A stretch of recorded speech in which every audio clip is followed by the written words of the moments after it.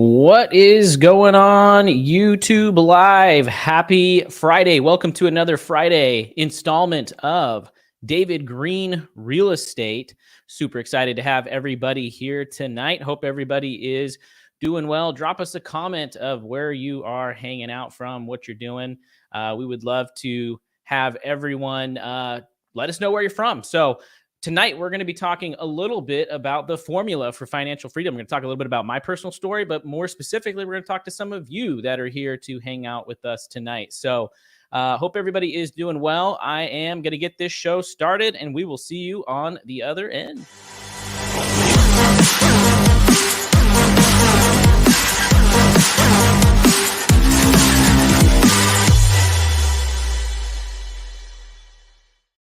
All right, and we are here and live.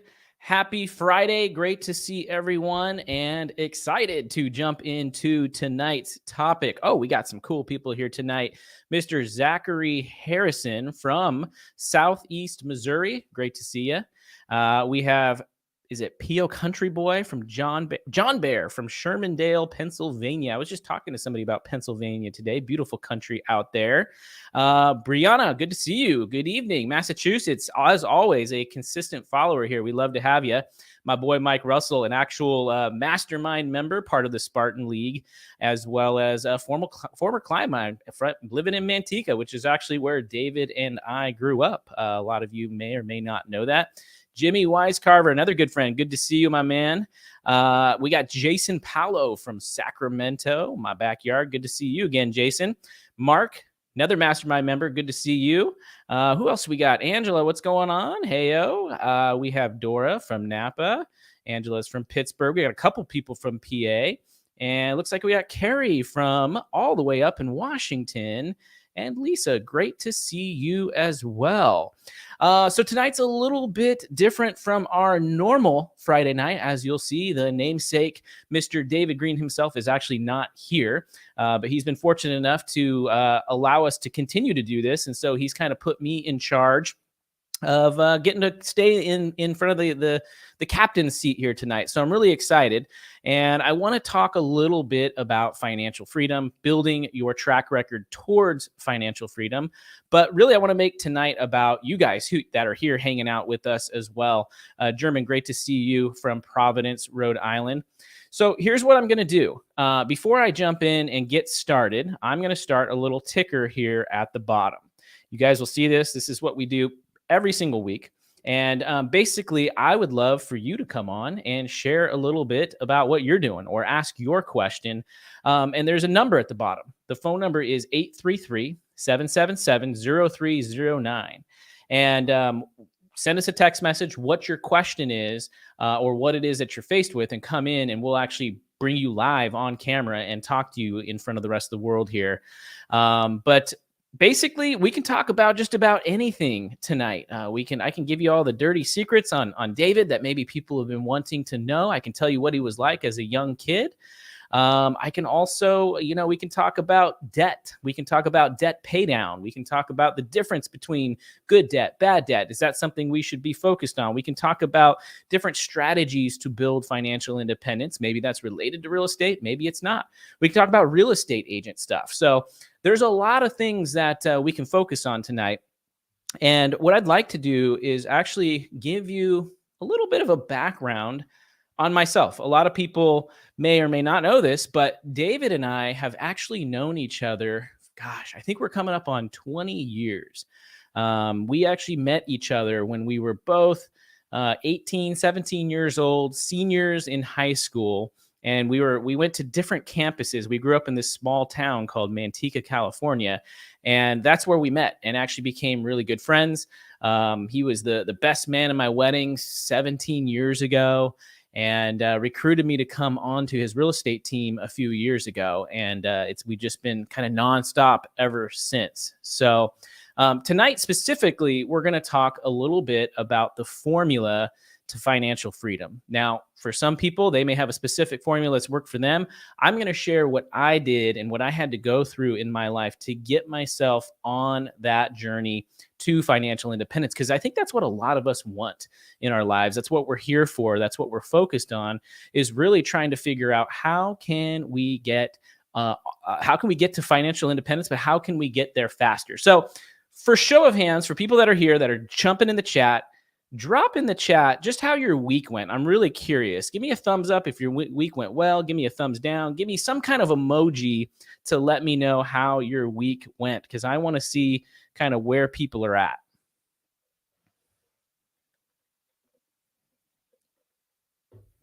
By the way, we have Tim says, happy Friday with the peace. I love it.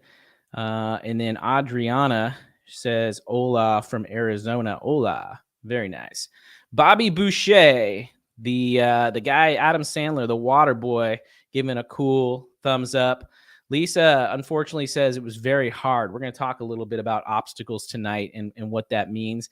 Sorry that it was hard, but I'm sure there is something out of it that you will hopefully gain. Let's see. Pico Country Boy, average week, getting burnt out from working a lot of W-2 hours. That's something we're definitely going to talk about tonight as well. And Brianna says, solid week. Good to hear. Love it. Jimmy says, thumbs up.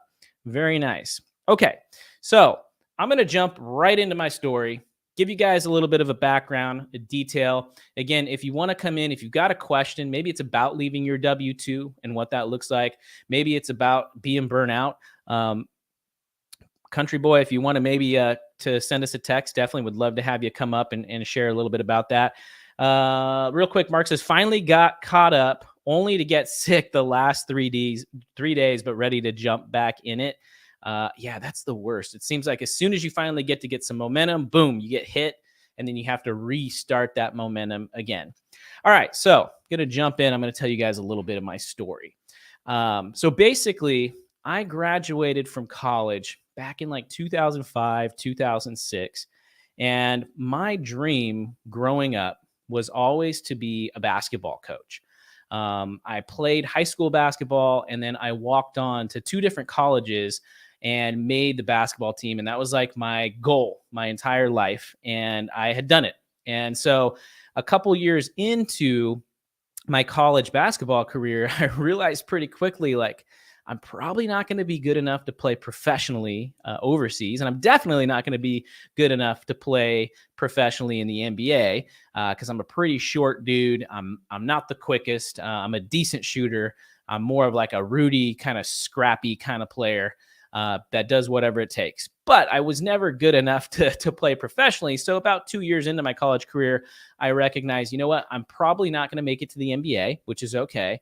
I should start thinking about what I want to do differently. And I knew that I always enjoyed coaching. I love to teach. I love to encourage. I love to even correct people to show them the right form. I like to strategize, and I love to win. I love to develop people. I love to develop skills. And so to me, coaching was right down my alley. And so 3 years into my college career, I actually got the opportunity to be a student assistant coach. So I actually stopped playing midway through and started learning the ropes to be a coach as basically an intern working with the same college of where I previously played at.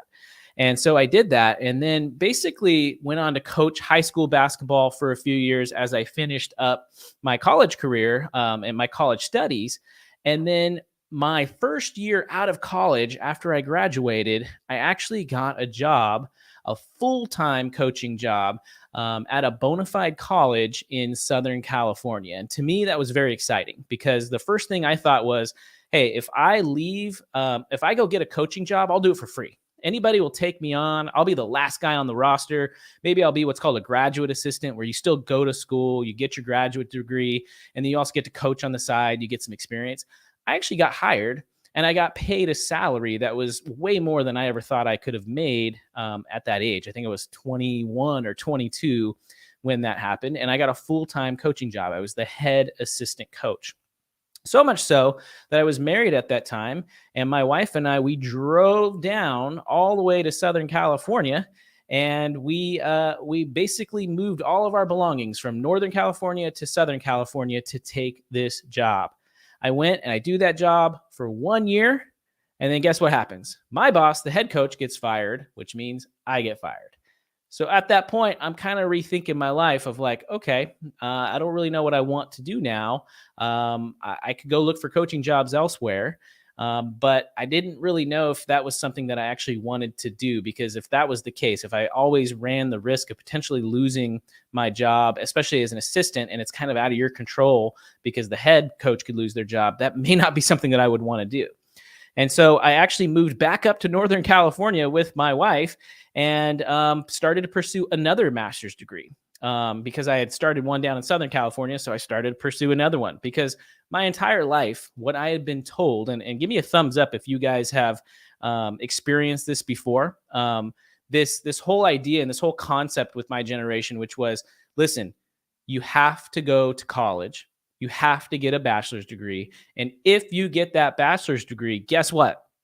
If you get the bachelor's degree, your life is going to be set. You're going to live the American dream. You're going to have the white picket fence. You're going to have the really nice house. You're going to have the really nice car, and everything will be on autopilot and coast for the rest of your life. And that's kind of what I thought. So I got my bachelor's degree, and I realized like it's an English degree, right? And so I could write poetry, but probably wouldn't make that much money writing poetry. I could become like a college professor, but wasn't 100% something that I was passionate about or excited about.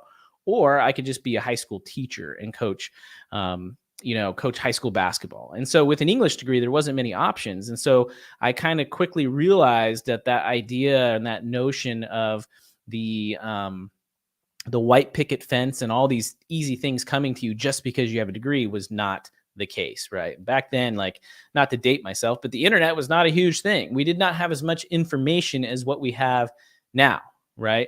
And so as I came back up to Northern California, I started to study a new career, which was speech pathology. But what I didn't realize, and I think this was mistake number one that I made along the way, was I continued to accrue all of this debt without anybody really telling me, like, Kyle, do you recognize that you're actually accruing some debt here? Do you actually realize that you're going to have to start the game, the financial game, behind, right? So picture this: you start to play a basketball game, but you have to start 40 points behind the other team at the very beginning. Not a cool thing. And I didn't realize that. And so I get my second master's degree. I have over $100,000 in student loan debt. Curious, give me a thumbs up in here if anybody else has had or accrued a lot of student loan debt or is considering taking on student loan debt. I love what Brianna says. She says, yeah, no other option but college. Absolutely. That's kind of what everybody said. And yeah, you graduate and no job is guaranteed. That is absolutely true. And once you get the job, even then, it's not guaranteed, right? So for me, I get all of this. I have all this student loan debt, right? But then I got this really high paying job, a decent job as a speech therapist. So I got excited. And what does every new graduate that maybe can walk away and start earning six figures their first year, what do they usually do? They usually go buy a bunch of stuff, right? So that was mistake number two. Mistake number one was accruing a lot of student loan debt. Mistake number two was then allowing my lifestyle to creep up, and I went and bought a lot of things that I didn't need, including one of them, which was a big house, right? One of them, I bought a big house for me and my wife, and we had a son at this point, and it was like way bigger than we ever needed. Yeah, Myrna says lifestyle creep. That's exactly what it is. And Lissa says she had $10,000 in loans, but paid it off several years. Very good. After several years, has been paying off other graduate degrees as I go. Very cool. Good for you. So what I did was I actually bought this house that was way too big. And I had this long commute, and I found myself working paycheck to paycheck. I think I was bringing home about $5,000 a month at that point, but I had about $1,500 in student loan debt and maybe another $2,000 in a mortgage. So we had about 3,500 right there. And then I had maybe 1,500, maybe 1,000 left over for the rest. I had absolutely no control over my life. And it felt horrible. It was the worst position to ever be in because I was not making traction, right? And I think a lot of you have felt that before, where you feel like you're just living paycheck to paycheck. You're not making any progress in your financial life, and you just feel stuck. And you're like, okay, well, I could go pick up more hours doing this, but then that will lead to burnout. And then you start looking for other options. Okay, well, maybe I could start a drop shipping company, or maybe I can start a bunch of different entrepreneurial pursuits. And you just don't really know what you want to do. You just know that you want to get out of the situation that you were in. And that was the situation that I was in for about a good 2.5 to 3 years of just living paycheck to paycheck, not making any progress on my debt, not making any progress on my house, not making any progress on my ability to invest at all. And so I was literally feeling stuck for a good while until finally I picked up the phone and I actually called like a financial advisor and I said, here's my situation. I laid it all out. Here's what I'm paying for my house. Here's what I'm paying for my car. Here's what I'm paying for my student loans. And he asked me a really good question. The question was, he says, well, let me ask you a question, Kyle. Do you love your house? And I was like, no, not really. And then I asked my wife, I said, do you love the house? She's like, no, not really. And he said, okay, well, here's the thing. You have this thing in your house. It's called equity. And at that point, I didn't really know what that meant. He said, basically, if you sell your house, you're going to walk away with some cash. And when you walk away with some cash, you can use that cash to buy another house, but you won't want to buy a house as big. Or you can use some of that cash to pay off and accelerate your student loans. And so I made some huge changes at that point. And so we actually decided to list our house. We got it sold within a week from that moment. And we had a chunk of cash that we could use to pay off the majority of our student loan debt. Right. And so that was one of the first things that we did. But now we didn't have that much money. And we tried to figure out, okay, what are we going to do?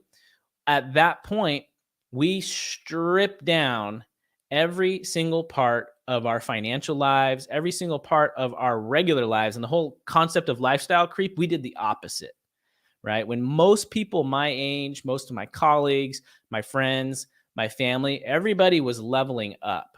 Everybody was going to do more things. And we were kind of going against that, right? Everybody was buying a jet ski because their neighbor bought the jet ski. Everybody was buying a boat because their neighbor bought the boat. We changed our mind. We said, no, we're going to do the opposite. We're going to strip down. We're going to minimize as much as we can because, number one, we're sick of living paycheck to paycheck. We just don't want to do that anymore. And so instead of living paycheck to paycheck, we moved from this giant 25, almost 3,000 square foot home to a halfplex, 2-bedroom, less than 1,000 square foot in a slightly different area than we used to live in. And we were not comfortable with that. At first, it was actually very uncomfortable. And we got rid of every payment that we had. We paid off all of our student loans. We paid off all of our credit cards. And we got used to living with basically nothing. And we got ourselves on a budget. One of the most important things that we did at that time was we got ourselves on a budget. We started actually tracking where our money was going. Before, when we didn't have any money because we were all stuck. We were a slave to all of our expenses, that there was nothing really to track just because we knew it was all going to our cars and our house and our loans. Well, at that point, we actually had some money and we started to make some progress. So let's see here. I'm going to go back and see what we have. Yeah, Tim says he can relate to that. Very cool. And yeah, billionaires typically wear Levi jeans and a Toyota car. That's exactly right.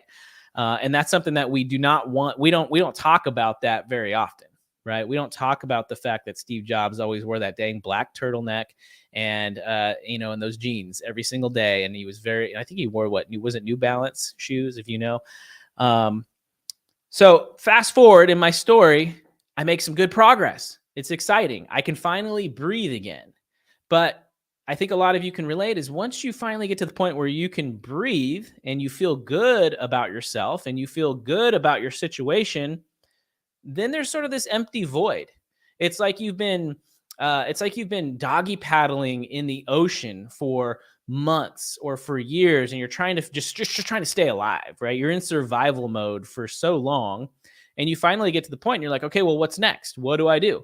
And that's kind of what happened to me. I was just so focused on staying alive financially. Finally, when I was able to breathe, it gave me some options. It gave me some freedom to figure out, okay, well, what is it that I actually want to do now? What do I want to focus on?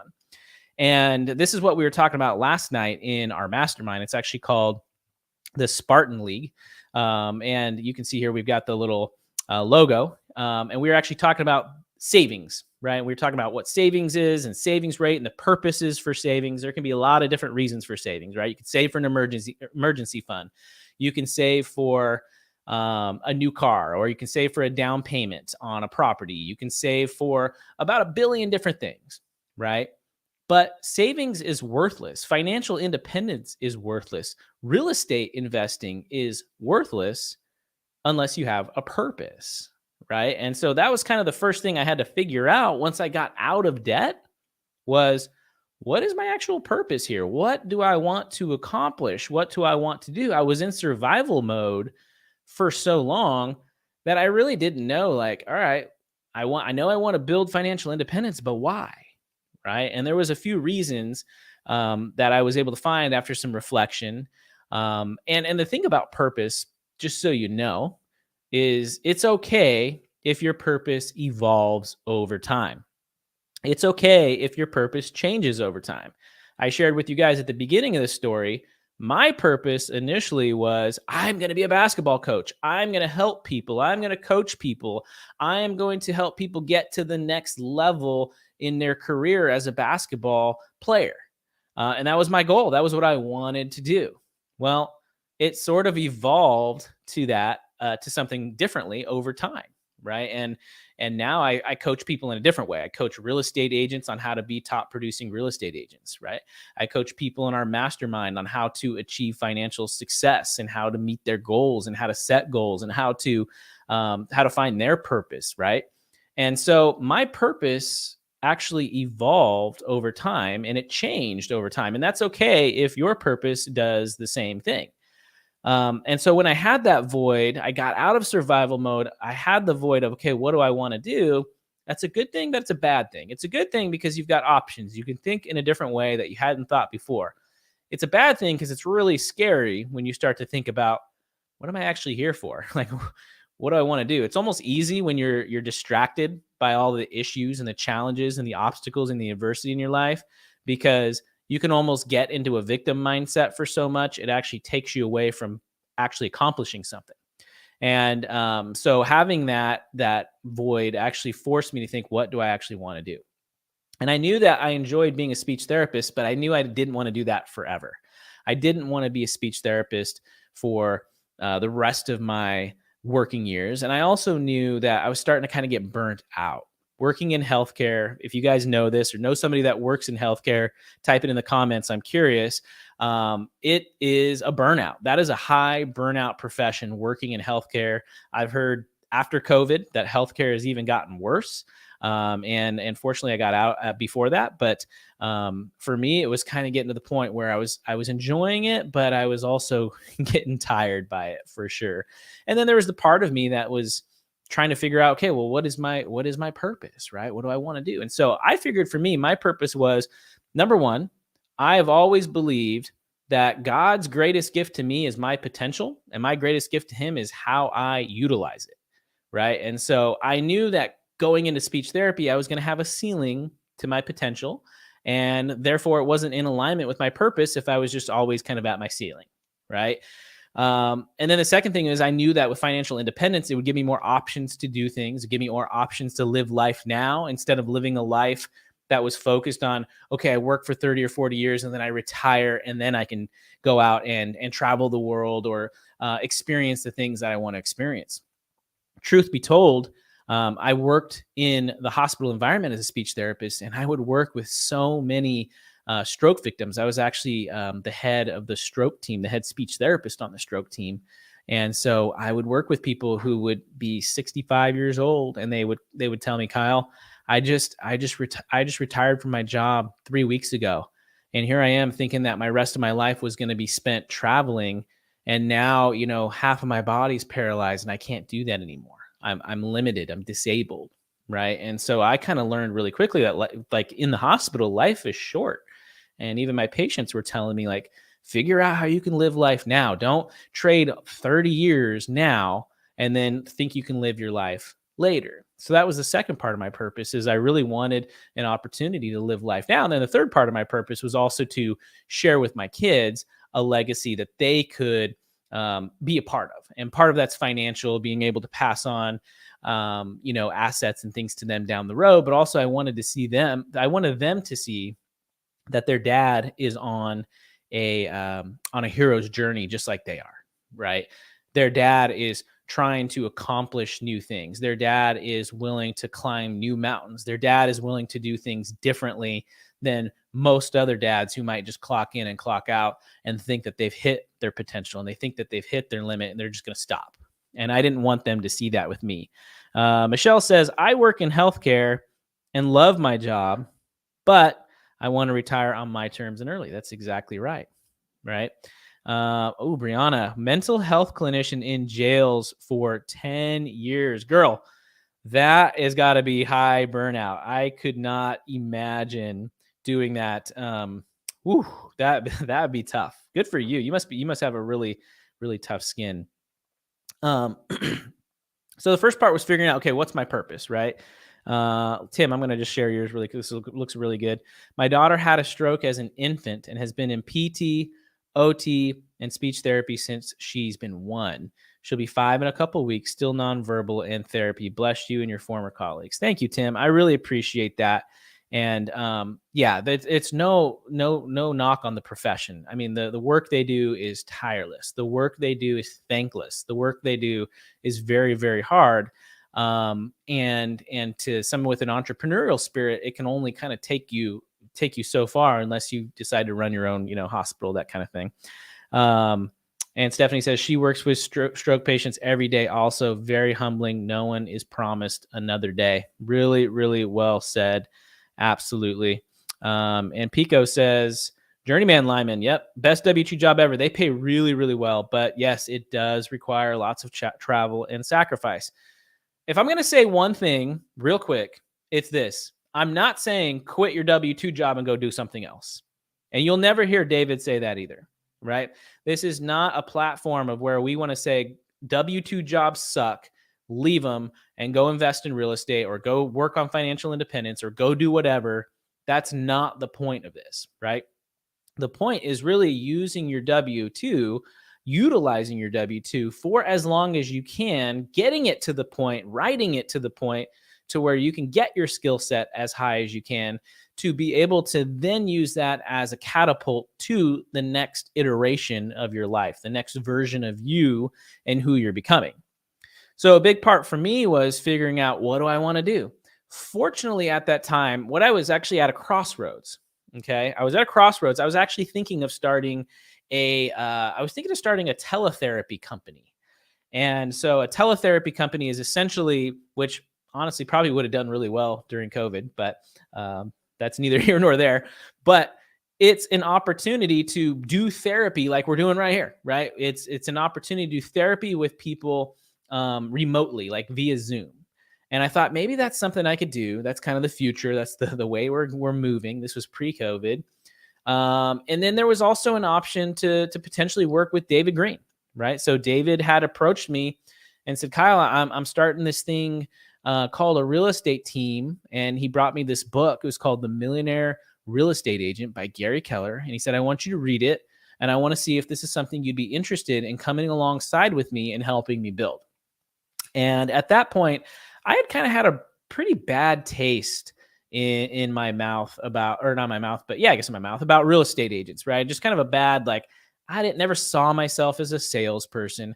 I never saw myself as a real estate agent. The real estate agents that I'd been around just didn't seem like the kind of people that I would become. I felt like, well, I don't know if I want to do that. And so David had kind of, suggested looking into it and seeing if I'd be open to it. And so it was interesting because as I was getting down that crossroads, I met with a potential partner to start this realist or this speech therapy teletherapy company.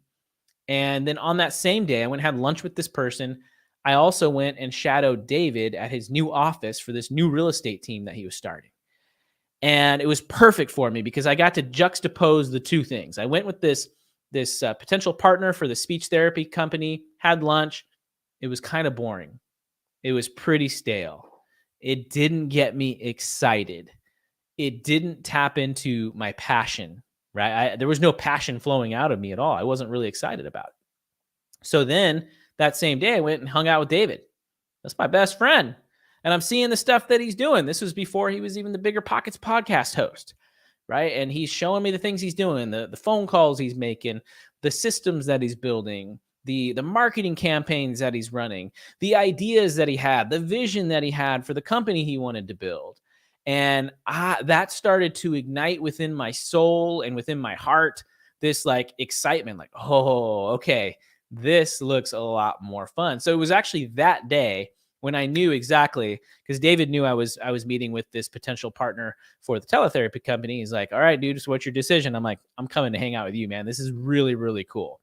And so that's kind of the second thing I had to figure out. Was the first thing obviously was purpose, right? What's my purpose? What do I want to do? The second thing I had to figure out is what's my passion? Like, I'm a huge fan of John Wooden. Give me a thumbs up if you know who John Wooden is in the comments. If you don't know, that's okay. But John Wooden is the most winningest college basketball coach of all time. He coached at UCLA. He worked with some of the best players of all time, Bill Walton, Kareem Abdul-Jabbar, known as Lou Alcindor back then. I want to say he won like 10 or 11 NCAA championships. And he created this thing called the Pyramid of Success. And if you haven't heard of it, go check it out. Google it. It's literally a pyramid that he created of different tenets for success. And you can call me out if I'm wrong on it, but he has the two kind of cornerstones, what he calls to success. The first one is industriousness, and the second one is enthusiasm, right? And to me, those two things combined are essentially passion, right?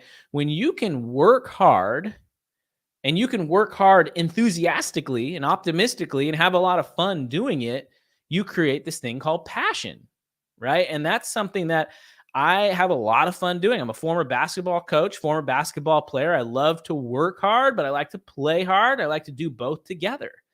And if you can figure out what you're passionate about, what brings you passion, what kind of awakens your soul in alignment with your purpose, oh man, that's a great thing, right? That's an exciting thing. And for me, real estate was that thing. Working with David was that thing. And so what I did was I actually moved on, or I actually started studying for the real estate test. That's what everybody does, right? You start studying to get your license in California, and you got to take some courses. Then once you take the courses, you go take the state test. Once you pass the state test, they give you basically a license number and a little card, and you get to become a real estate agent, and you hang your license with a broker, and you can start selling homes.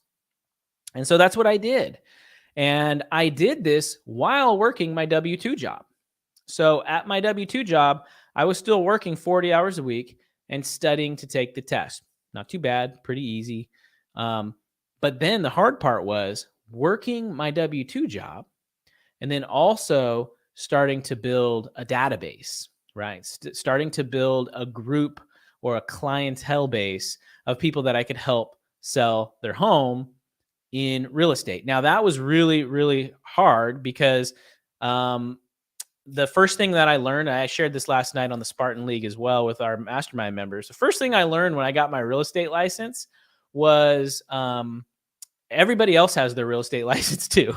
Like there's so many people that have their real estate license. And especially at that time, I think like everybody's mom, grandma, uncle, cousin, whatever, you name anybody, they were all getting it. So I would like get my real estate license and I go tell somebody else, be excited, say, hey, I got my real estate license. They say, oh, awesome, Kyle, congratulations. I've got 3 other friends that that they're my agent. So you can be number 4.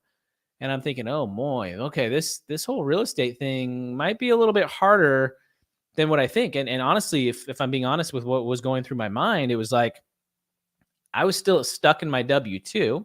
Again, I was kind of enjoying it, but I knew I wasn't going to be there forever. And I was thinking like, I don't know if I'm actually going to be able to make it as an agent. I don't know if I'm going to be able to build up my database. I don't know if I'm going to be able to serve enough clients every year to be able to leave my job, because I have, like, at that point I did have a house. At that point I did have, 2 kids. Well, I still have 2 kids, but I have 2 kids and I have a family to support, and a lot of expenses and a lot of bills, right? And I just did not have, as most of us don't have, the opportunity or the privilege just to be able to leave your job, right? Unless you live at home with your parents, you don't have to pay a dime and you don't really have any responsibilities or any payments. There's really no option. And so for me, I was like, I got to start working really, really, really hard at this real estate agent thing. So I focused on 2 things. Number 1, I focused on building up my skills as an agent. Now, I've been very fortunate to have been taught by one of the best in the industry, Mr. David Greene himself. And having him as my best friend and being able to call him and saying, hey, I was talking to this client. I didn't know what to say. What would you say? He's able to walk me through my first few deals, which was amazing. But in addition to that, as much as I love David, I also wanted to go learn from other people who were also successful so I could pull from them as well. So I was listening to as many podcasts as I can. I was trying to learn as many things about business as I could. And if you actually go and go on my Instagram and look at it, it was a few years ago, I read 100 books in 1 year. That was my goal. I knew I may not be able to sell 100 houses in a year, but I know I can read 100 books in a year. And so I did it. I read 100 books and I posted every single one on Instagram. So that was the first thing I had to do. I had to go figure out, I got to get these skills and I got to get the knowledge and I got to get the know-how and I have to apply it and start to practice it, right? The second thing that I had to do was I actually had to identify as a real estate agent. And maybe another way of saying that would be I had to change my identity as a real estate agent. I wanted to be known as Kyle, the real estate guy, not Kyle, the speech therapist. Because I can't tell you how many times I would get a phone call or a text, Kyle, my son is not saying his S sounds yet. I'm really nervous that he might be delayed with his speech. Okay, well, let me walk you through it. I can help you with it, right? I would get lots of those calls. My son, I think he might have a stutter. I think my son might have a delay. Can you help me? Nobody was calling me at that point for real estate deals. Nobody was calling and saying, Kyle, I want to sell my house. I would have loved that. So I had to figure out a way to change my identity, who I was to other people so that they could see me as, oh, he's the real estate guy. I want people to think real estate Kyle, real estate Kyle. I want those 2 things to be synonymous. So I had to try to figure out, how am I going to do this? How am I going to approach that? And so a few things that I started to do was I started to become kind of known within my community, at my work, at my church, and in my friend and family sphere of known as like the budget guy, the finance guy, the guy that got out of debt, the guy that changed his financial trajectory, and the guy that happens to sell houses as well. And so I took something that I was passionate about, which was getting out of debt, and I married it with my new thing that I was excited about, which was real estate and selling real estate and helping people invest and helping people to learn how to house hack. And so I started building a lot of relationships with other people by teaching them for free. I can't tell you how many Starbucks meetings I had with people to go over their budget. They say, Kyle, I'm just stuck. I'm living paycheck to paycheck, but I'm making 6 figures. How is that? I can't put those 2 things together. I need your help. And so I would sit down and help and I'd walk them through it. And then they would tell their friends and their friends and their friends what I was doing. And so I slowly started to get it to the point where I could now make the jump into real estate eventually. So let's go back here. Tim says he's there now, full-time W-2, 2 different side businesses, trying to get my real estate business going, spreading myself too thin. Tim, can you do me a favor and text message the number that's in the banner below? I actually want to come in and talk to you about this. This is really, really good stuff. If you could, that'd be amazing. And Jeremy says, change the paradigm. That's exactly what it is. I'm a huge believer that our mindset is constantly evolving, right? Some people use the word mindset. Some people use the word paradigm. Some people use the word growth. I mean, you can use whatever word you want, but absolutely, you got to change the paradigm, not only with yourself, but with how other people view you, especially as you kind of move into a new profession. So I got myself to the point where I started making some progress on my goals. I started making progress on the areas of my life where I started selling some houses and I was getting some traction. And I was doing all of this working my W-2. And I love what Tim said. He at some point you start to get burnt out, right? One of the things I used to hate people saying about me was, oh, well, you're not a full-time real estate agent because you work your other job.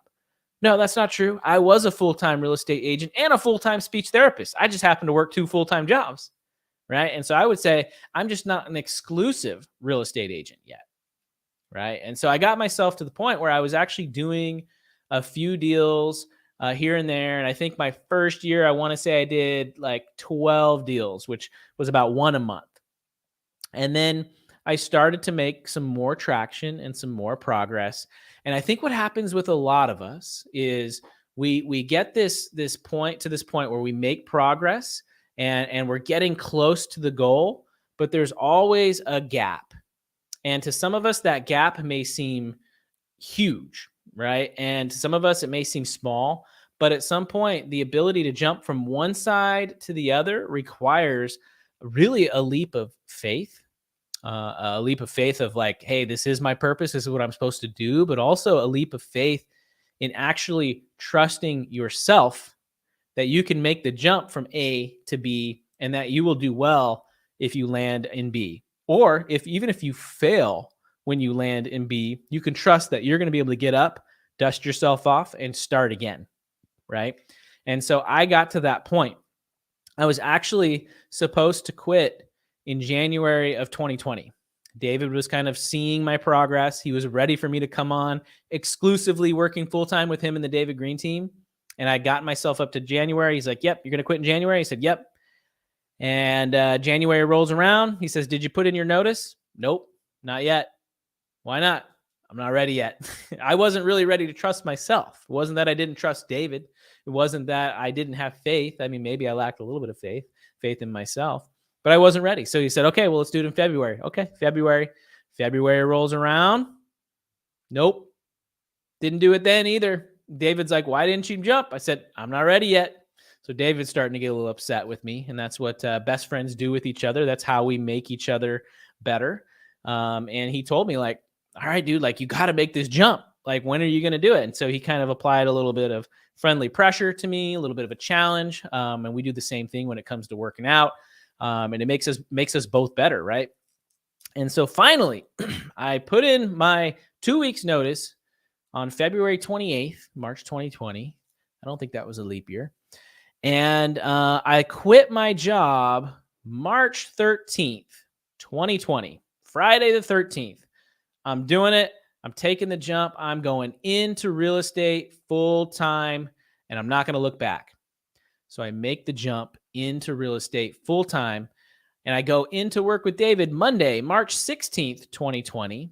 And we don't even make it till lunch. And our broker comes into us, and I'm like, here I am working with David. I'm going to learn. I'm going to figure out what I need to do. And the broker says, we're shutting down this office, and you're not coming back because we don't know when you're going to come back. There's this thing called COVID, and we can't move forward. And at that point, all of real estate in California and pretty much the United States within the next couple of days and weeks to come after that just came to a grinding halt. Everything stopped.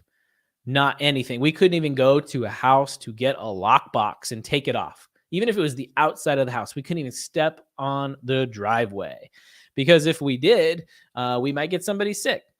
And so that's what happened. And I'm thinking, okay, maybe I should go back and get my safe, secure, predictable, every 2 weeks getting a paycheck, getting that back. Maybe I should go ask my old boss to see if I can come back. Would that be a hurt to the ego? Sure, but I've been hurt. I've had my ego hurt before when I had to downsize my big house, but that was the decision I would have had to make. But I actually kind of, told myself at that time, like, I'm not going to let that happen. I actually burned the ships, and I made absolute, um, the absolute and resolute decision within myself that I am not going to look back at my old job, and I'm only going to look forward despite the uncertainty. And at the time, it was actually really hard. I can't tell you how much pain, how much fear, anxiety I had at that time, as a lot of us did, right? Obviously COVID itself created so much fear and uncertainty and panic and anxiety, but making a giant career change into a commission only field and commission only business was also a big fear change for me, right? And so I was nervous, but I was not as nervous for a couple reasons. Number one, because I had built a decent financial reserve. I had built a reserve because I was tracking and taking care of my finances for the last 2 years before that leading up. I had gotten myself out of debt, right? And when you get yourself out of debt, you get yourself in a strong financial standing, you can withstand the storms that are in front of you, right? You can withstand the uncertainty that's in front of you, and your family and the people that you take care of and the responsibilities that you have will also be taken care of. And that's huge. And that's why we don't say just go quit your W-2 randomly. That's why we say you need to build a financial fortress. That's what we talk about in the David Greene Mastermind and in Spartan League, right? That's a huge thing that we focus on. That's a huge thing that we target is you got to have a nice, strong financial fortress. And it starts with a really good defense and it starts with really good offense. The defense is protecting what you have. The defense is slimming down that budget. The defense is making sure you're not overspending in certain categories or making sure that you stay on your budget. The offense is figuring out ways to be creative and creating additional revenue streams or getting your revenue up or building the skills to get your revenue up. And so at that point, I was not afraid to make the jump. I was still afraid. I'm not going to lie. I was a little nervous, but I felt grounded as well. I was not as afraid as I would have been if I would not have had that financial fortress in front of me. And so at that point, the focus really became on how can I better serve my clients? How can I be what they need me to be, which is really the calm in the storm, right? Especially for the clients that I had in contract in the middle of this pandemic that was just beginning. And it was kind of funny because I sort of had to, calm them down and let them know it's okay. You're in escrow on this house, but this house may not be available at this price in the future. You may not even be able to buy it during the pandemic. We don't know what it looks like. You might want to consider holding on to it. I was just talking to one of my clients that had stayed and remained in escrow during the beginning of the pandemic. And he told me, Kyle, that was the best decision I ever made, because how many people slowed down their home buying process? How many people jumped out? How many people quit their home buying process because they were afraid of the pandemic? And then they wish they would have, because the prices just skyrocketed after that. And so what I started to focus on at that point was really serving my clients and continuing to build my skills as a real estate agent. Now I'm going to pause right there. And it looks like Tim's trying to come on, but it's not letting him do it. No worries. We'll see what you can do. See if Katie can help you with that. And then Jeremy says, nice job overcoming those negative emotions. I appreciate that. There's a couple things that I credit to that. Number one is David. He's a great friend of mine, and he's very good at listening and helping me through negative emotions. But also David helps to pay for some really good performance coaches that we have. And that's a big thing that we take. And we also teach the members at Spartan League as well. But anybody else that wants to come on, I actually want to hear your guys' story here too. If you can relate to any of this, if you can't relate, if you think it's ridiculous, or if there's parts of this that you had to do in your life, let's talk about it. Or if there's questions that you have, about your own situation or ways that you could make the jump, feel free to come in as well. Text the number below, 833-777-0309.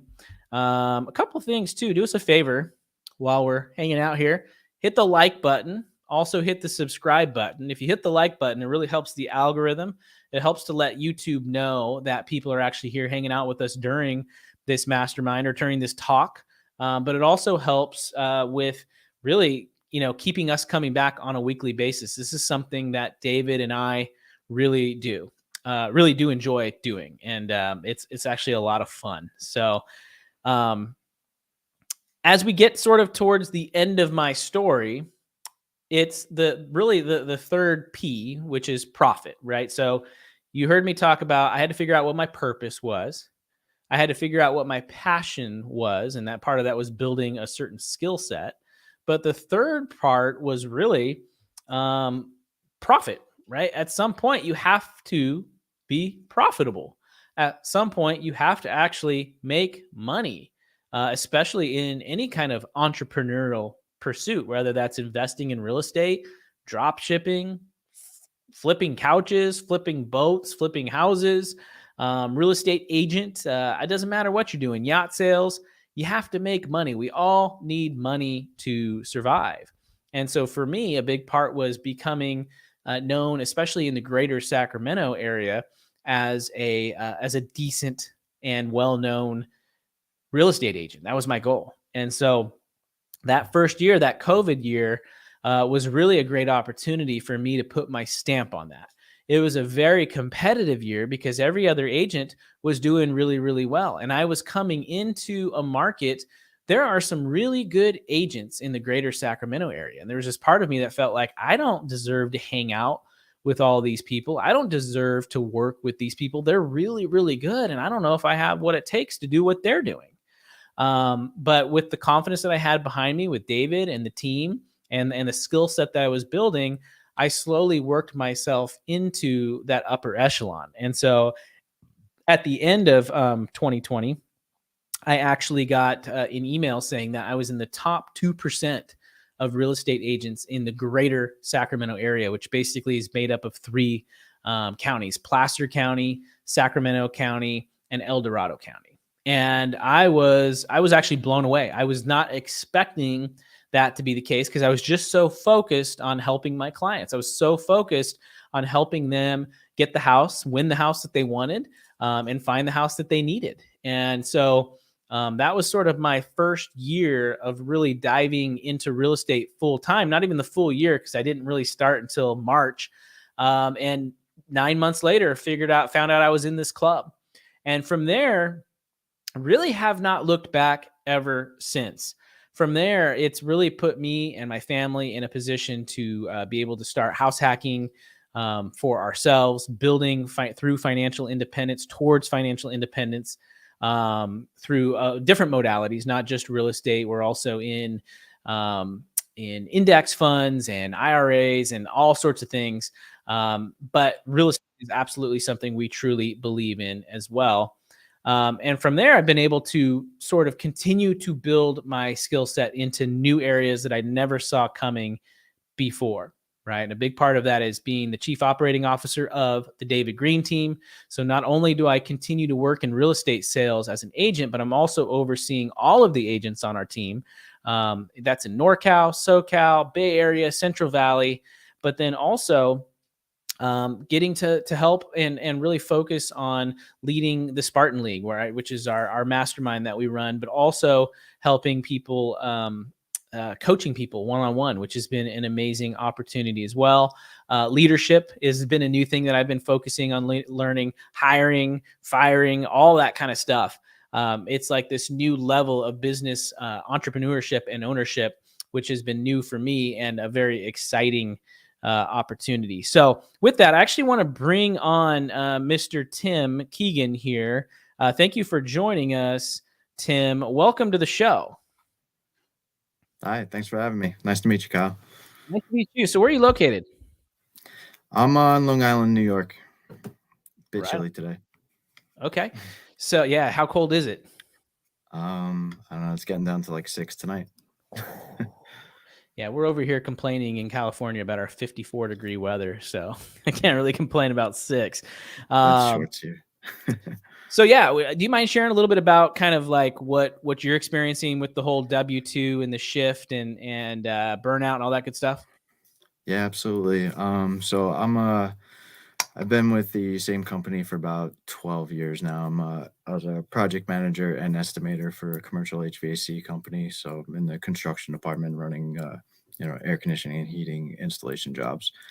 More recently, I've been trying to transition into just estimating, bidding, planning spec off of blueprints. So that way it gives me a little bit more time flexibility. I could work early or later. It doesn't have to be set 9 to 5. Mhm. I also, basically during COVID, I started doing notary closings. I'm a notary Nice. public, so I do loan closings for real estate transactions as a mobile notary. So I started doing that. I've been doing that like 2 years now. So, on the side. Yeah. And also do residential AC installs on the weekends here and there, 1 or 2 a month sometimes. And more recently been trying to get into real estate and investing, so just feel like I'm spreading myself way too thin. Yeah, um totally. I have to So drop maybe 1 or 2 things. no, that's good. So let's break that down if we could. Um, Sure. so what's your end goal? My end goal is to be an entrepreneur. I've not worked a W-2 at all anymore, and just have a little bit more freedom. With the notary signing thing that I was doing, it was good money, but it kind of dropped off a cliff when the rates started rising earlier this year. I was refinancing like 10, 15, or closing about 10, 15 refinances a week. That went to like 3 Just like to like halted. none. Yeah. Yeah. Yeah. So it is. So I actually ended up leaving my company in December and started doing it full time, and it was great for like 3 months. And then in Mhm. like March, April, it just fell off a cliff. And in June, they called me begging me to come back because another project manager left, and I went back for more money. So I was like, Yeah. yeah, I guess I could do that. But Yeah. So it was actually good timing when they came back to you. it was good timing, but I feel like it just set me back because I was enjoying being my own boss and setting my own schedule and everything else. But then I started getting nervous about paying the bills, so it's kind of like the safe route at the time. So what's your home life like? Is it just you? Are you married, kids, or anything like that? Any other like big responsibilities? Uh, I have one daughter. She'll be 5 in a couple weeks. She's nonverbal autistic, so she's got a busy schedule. Me and her mom are not together anymore. We live close together. We have a good relationship, but we're separated. So it's a little hectic. So, which is another reason I kind of just want to have the freedom to kind of set my own schedule. And like I was saying, with the notary signing stuff, it was I realized I just started myself another job, not really a business. So I Yeah, think that's one of the things I'm going to just ditch maybe altogether. absolutely. So a couple things along those lines. The first thing is, would you also say that your daughter is she part of your why, like why you want to kind of pursue the things you want to pursue? Oh, absolutely, 100%. Yeah. Yeah, I can tell. Um, with the notary stuff, were you actually like driving all over town for a lot of these things, or were the clients coming to you? No, I was always going to them, and I mean, I was doing some. I don't know if you're familiar with Long Island, but it isn't a Long Island. Like it could take like three, Hmm. 4 hours with traffic to go from one end to the other. So, sometimes I was in, like Nassau County. Sometimes I was in the Hamptons. So it would take like sometimes hour and a half, 2 hours to get to an appointment. So, trying to fit more than like 4 or 5 in a day was sometimes stretching it. Absolutely. So, two things that I want the listeners here, the people that are watching and viewing, to take away. I kind of like how you just nonchalantly said, "Yeah, I'm going to scrap the notary thing and move on and figure out what's next." I think that's huge, actually, because so many people don't want to actually admit that they failed. So many people don't want, like, we all get so like bent up on the word failure. Failure is not a bad thing. We treat it like it's the F word. right? But it's not a bad thing. It's actually okay to say, yeah, I failed. Now I'm moving to something else, right? And I think like the more we can get comfortable with admitting failure, the less kind of fear and tension that we're going to have in front of us that will allow us just to push forward. Huge book recommendation to all the people watching tonight is Failing Forward by John Maxwell. I read that book maybe once every year, every 2 years. That is a huge book. I've reviewed it with my real estate team. It is a great, great, great book. And the key takeaway is failure is not a persistent thing. It's not something that it stays with you for the rest of your life. It's just kind of it's a momentary thing, and then you get up and you move forward. So with you specifically, well, the second thing too, I was going to say on the notary side of things was too, I think you found like it's not scalable, right? No, not unless I wanted to build like a signing service to where I was subcontracting, and then that's just not interesting to me. I'd rather be building a wholesaling business or flipping business.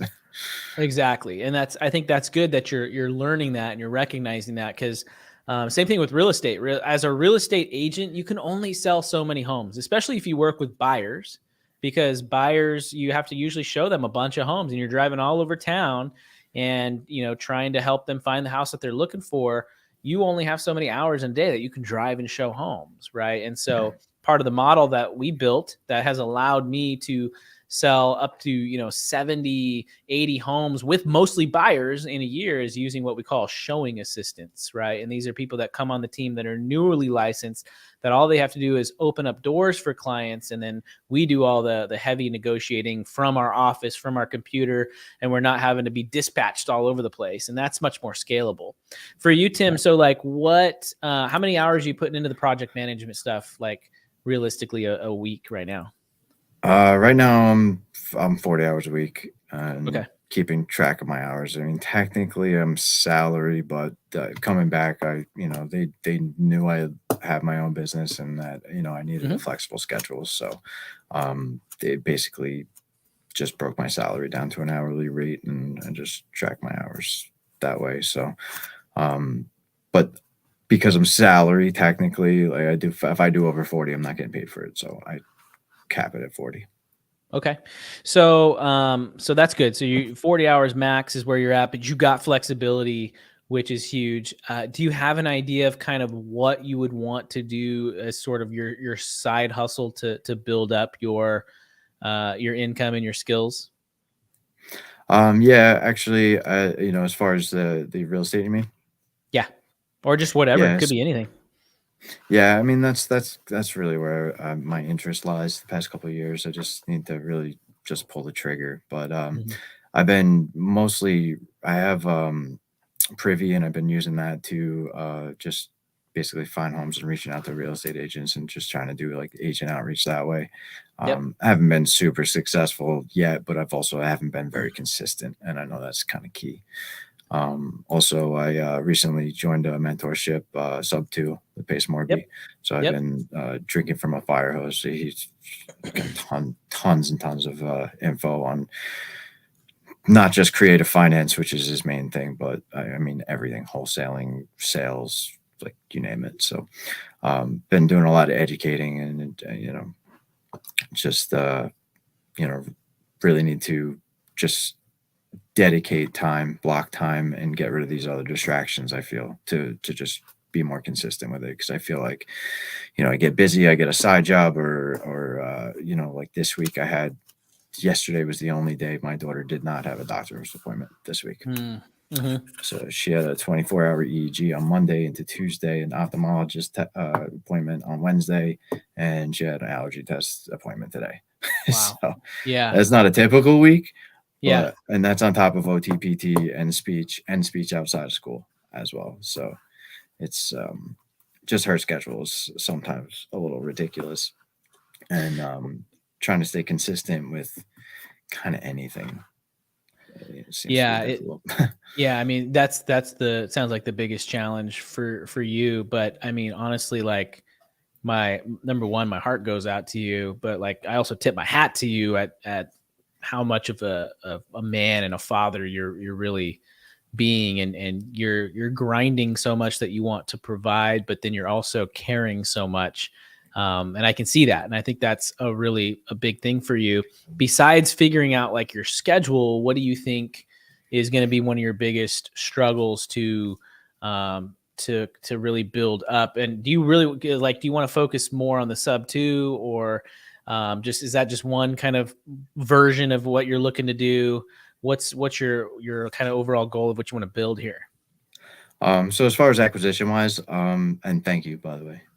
But as far as the acquisition wise, sub two is just one minor, part of creative Yeah. finance. Yeah.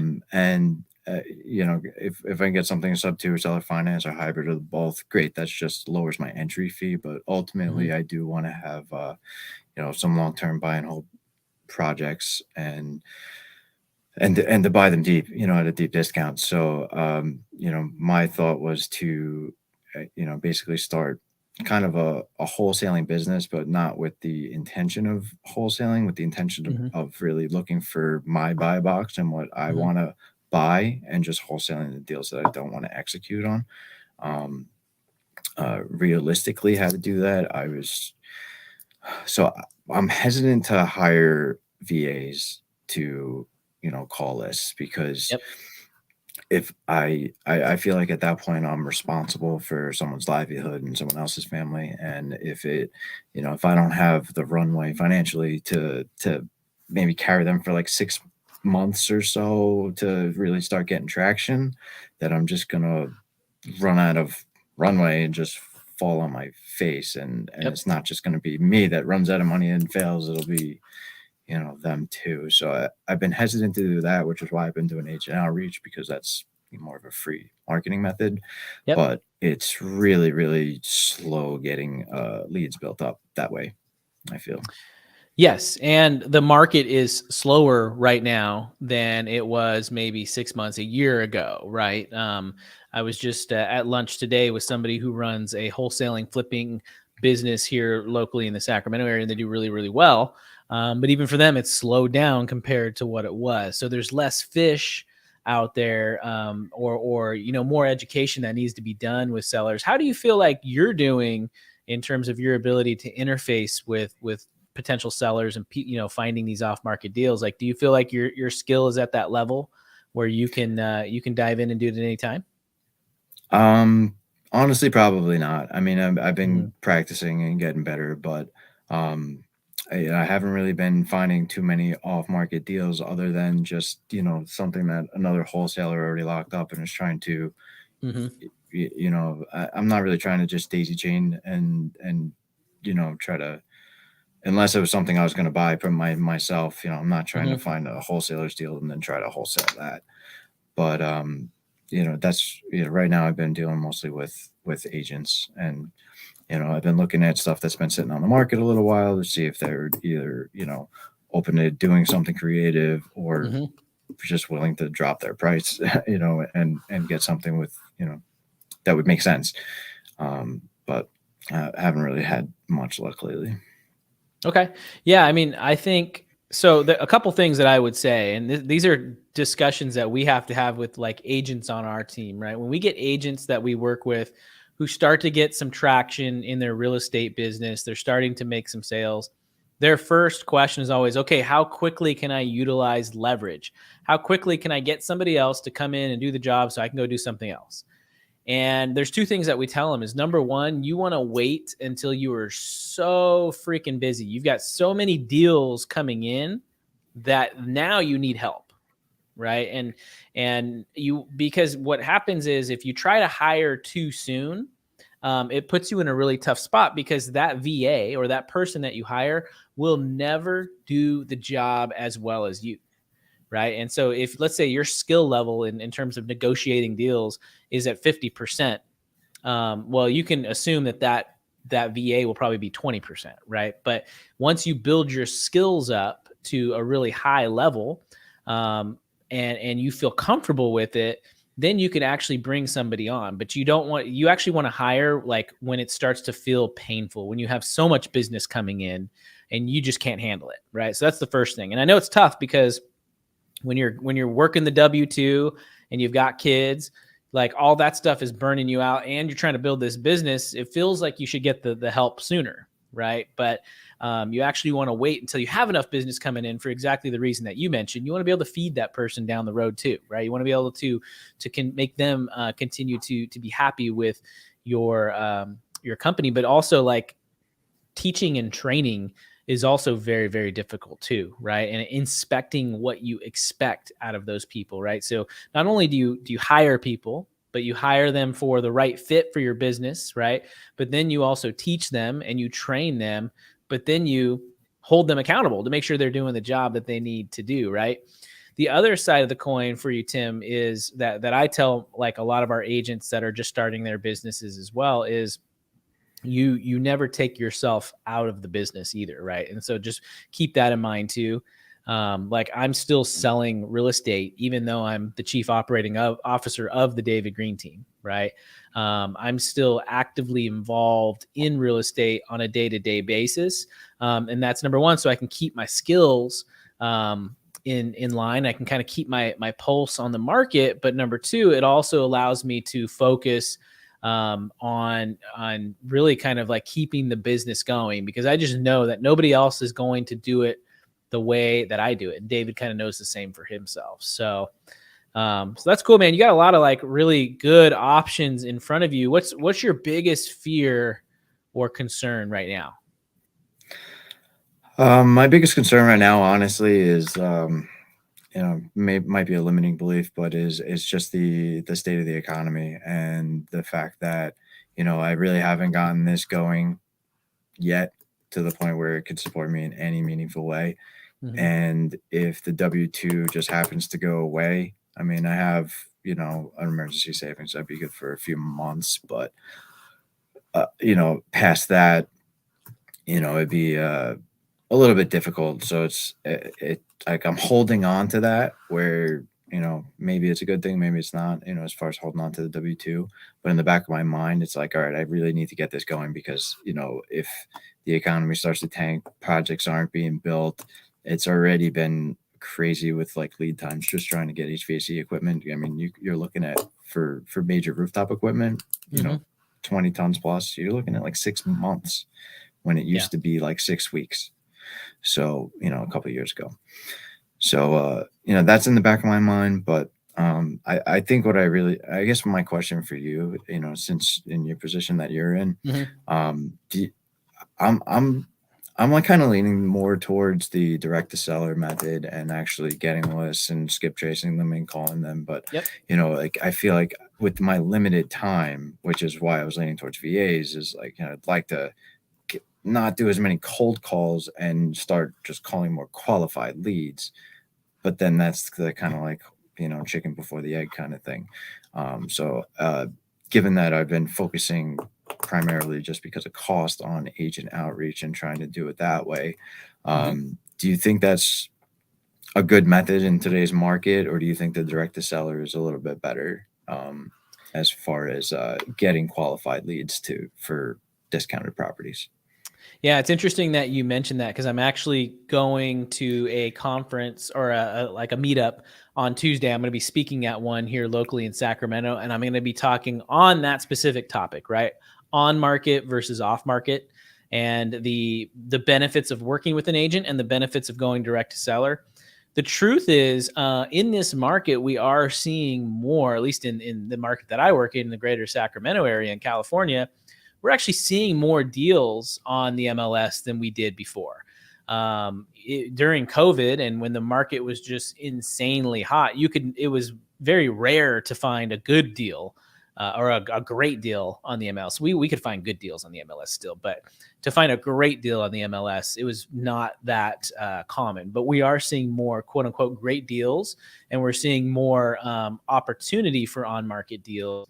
But I think for you would also benefit from at least starting to build relationships and conversing with direct to sellers too, because some of the most successful wholesalers and flippers that I see are people that can actually source off-market deals. And that is a skill that not everybody has. And that requires a specific strength that not everybody's willing to go. It's like you got to go to the gym to get strong. Most people are not willing to go work out 4 or 5 or 6 days a week to get the physique that they want. The truth is, for people who find off market deals, most people are not. It's just like being a good real estate agent. Most people are not willing to make the calls that they need to make, but do them well and learn the skill to build relationships with sellers to essentially, help assist buy their home at a price that's mutually beneficial for both parties. So I actually think both are good options for you, to be honest. And I think you're going to build a really good skill set. I know you said you have limited time, but you also have some flexibility. What does that look like? And I know you also said it's kind of on a day-to-day basis. It is on a day-to-day basis, and, I mean, when I need to not be in the office or if I need to work from home, like, I can do that without really Mhm. asking permission, but, ultimately, on day-to-day, I'm kind of expected to be there 9 to 5, even though that's, like, kind of the, Yep. bread and butter time of day. So Mhm. if I could kind of, if I needed to carve out like a 3 hour slot and make that a daily thing where I'm not going to work at this time, I could do that. But with everything that else that I have going on, it's been so sporadic that I haven't really blocked something like that just yet. But at the same token, I know I need to, Yeah. and I want to help people as well. I mean, I know that there's going to be a wave of foreclosures and a Yep. lot of people in a lot of pain that don't know even what to do. People that are going to have no equity and have to cut a check to sell their house when there's creative ways to avoid that. So, Yep. and I feel like going direct to agent isn't maybe the best way to actually help those sellers. Yep. Yeah, you have limited ability to negotiate at that point, and you really then at that point too, you got to find a good real estate agent that really knows the market and knows numbers and investments well. When a lot of agents don't, right? Um, but I got like 4 things I want to say to you on that topic. The first is, yeah, don't quit your W-2, right? No, I'm not That's gonna. Yeah, you know that. But number two is you have to stay adaptable in your W-2. And by that I mean like project management in general, right? Like you said, your W-2, your project management job is not guaranteed, right? And so um don't be, I don't want to say don't be surprised, but be ready in the case that you maybe don't, because first and foremost comes your family, and you got to have the lights on, and you got to have a roof over your head, and you got to have food in your belly, right? And so make sure that you stay adaptable. Last night when we were talking in the mastermind, we were talking about how so many people were laid off from their factory jobs when Ford Motor Company closed in Detroit. And it's like some people could have seen the writing on the wall, and they could have started working on other skills in other areas, or pivoting to a different factory that they could have potentially worked at or something like that. So just be ready. But like the third thing is check out Luke Rotvold, Rotvold. He was on the Bigger Pockets podcast, and he was actually on our mastermind this week on Monday. And he's somebody who started making tons and tons and tons and tons of calls to sellers, and basically has been able to grow significant businesses through it by building the skills that he needed to be able to converse with other people. Right. And I mean, I think communication is huge when it comes to working with sellers, because you want them to be able to trust you, right? And to trust that you're gonna lead them in the right way, and that you're gonna make it a mutually beneficial deal for both of you, right? And like you said, being able to help people and relieve their pain points. Like I can already tell just talking to you right now, you're very smooth and relaxed and calm. You don't come across as anxious, and I can tell you're a trustworthy guy with a good heart. And I think sellers are gonna pick up on that. But like you got to really absolutely dedicate yourself to becoming the best, and absolutely dedicate yourself to saying, I'm going to work my way up, just like I did with my real estate agent stuff, to being one of the best in the market, if not the best. And you actually have to believe that you can do that. And I think that is something you can do. And the last thing I'll say on that topic too is like, don't go spend like tens of thousands of dollars on like courses for scripts and stuff like that either. There's plenty of good stuff out there. Practice scripts with other people, with your friends, with people that you know, and people that are in the business, and get their feedback. Like, how did this sound? Right. And actually practice how you come across. Take recordings of yourself, listen to yourself, or even record some of the conversations that you have with sellers and replay those back too. Yeah, I've been doing that a bit actually, especially in nice. Sub 2. That they have the daily dial, which is just a daily Zoom call where we just role play, with each other and stuff. And there's usually about, I don't know, roughly about 100 people on there any given day. So, giving each other feedback and stuff. It's definitely helpful for sure to role play. What's some of the feedback you've gotten from other people? So I guess just kind of deflecting to kind of, because even whether with actual sellers or even with the role plays, it's like, okay, well, what's your offer, what's your price? And usually I'm trying to get their motivation, their timeline, their pain points, and the price is kind of like secondary to all of that, because especially if whether you're going for a cash offer or something creative, you really need to know their situation to know how to help them and what the best, if they're even a fit, or just maybe just disqualify them and move on. Because when a yes or no, maybes are not as good. Yeah, absolutely. I mean, that's really what it is figuring out where the person's at, right? What are they struggling with? What do they need? And is that something you can help them with, right? And if it is, then let's start that conversation and figure out how I can help you. If it's not, then that's okay. You move on, or you point them in the direction of someone that can help them. I have a great agent that I can put you in touch with, or I have somebody that I can, have you talk to or whatever. So there's a lot of like different ways you can do it. But I think the key, like you're mentioning, is just really building a good, strong relationship, a trustworthy relationship.